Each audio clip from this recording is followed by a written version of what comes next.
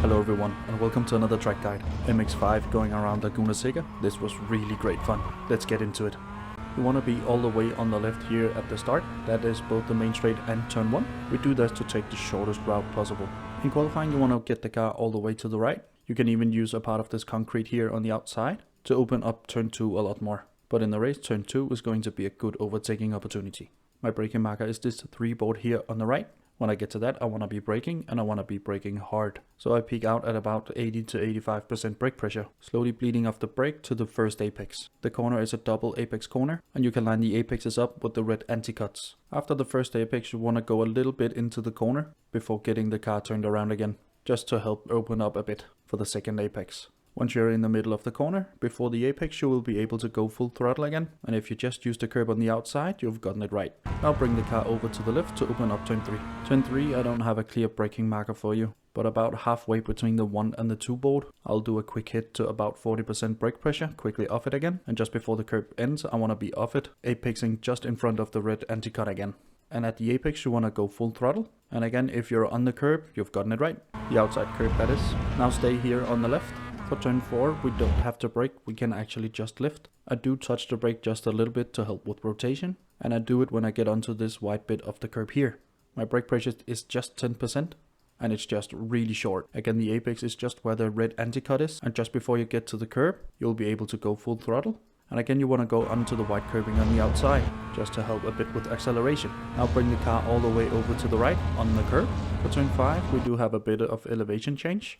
And the corner cambers in towards us. We have a lot more grip available than you just think. My braking marker is this white line here just in front of us. When I get to that, I brake hard and I go to about 90% brake pressure before bleeding it off all the way to the apex of the corner. The apex is where the red anti-cut curb is. Do not touch it.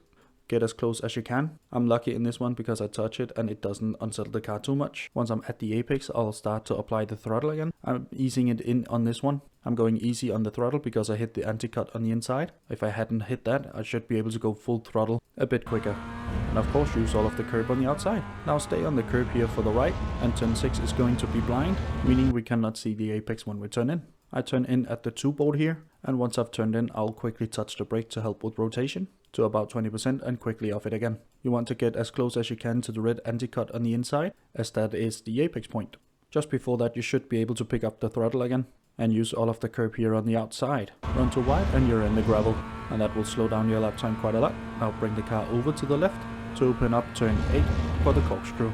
The braking for this one is going to a little bit funky because you can brake hard initially, but you have to lift off the brake because the car will lighten when we go over the top. I brake when I get to the 3 board here, and then I go to about 50% brake pressure. Then I loosen the brake just a tiny bit for about 10% before going on the brake again hard and trailing it all the way to the inside curb. You want to brake in a straight line as much as possible. Once you're on the curb and pointing towards the corkscrew, you want to be off the brake again.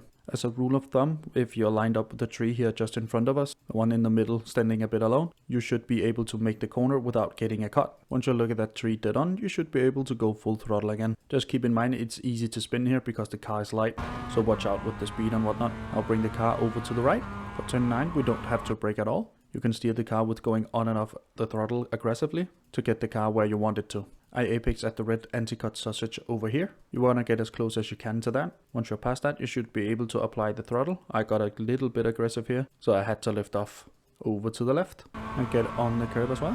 When I get to the 2 board here on the left, I'll start to brake, and I won't brake that hard. I go to about 30% brake pressure, and then I go into a trail brake for a little bit, but I'm off the brake before I get to the curb. Again, the line is going close to the red anti-cut sausage. When I get close to that, I'll start to go on the throttle again, and I'll just go hard on it. And the car should want to walk out to the outside curb. If you go further than that, you went on the throttle too early. Over to the right. For the last corner, I use the 2 board here on the right as my braking marker, and I go to about 75% brake pressure and trailing the brake all the way to the inside curb. Again, the apex is at the red anti-cut. This one you can actually go on, but if you take it too hard, you might spin a wheel and spin the car around.